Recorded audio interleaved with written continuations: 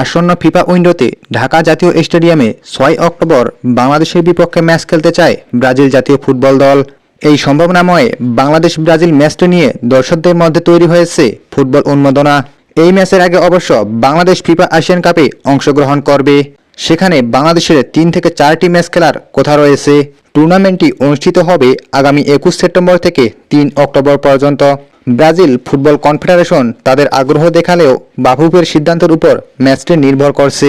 Bangladesh FIFA Asian কাপে খেলার পর দলের ওভার ওয়ার্কলোড নিয়েও ভাবছে বাফুফে। সবকিছুই বিবেচনা করে বাফুফে তাদের সিদ্ধান্তের কথা জানাবে ব্রাজিল ফুটবল কনফেডারেশনকে। যদি সবকিছু ঠিকঠাক মতো হয় তাহলে আগামী ৬ অক্টোবর ব্রাজিল বাংলাদেশ ম্যাচটি মাঠে গড়াবে। দর্শক, আপনারা কি মনে করেন ব্রাজিলের বিপক্ষে বাংলাদেশের ম্যাচটি খেলা উচিত?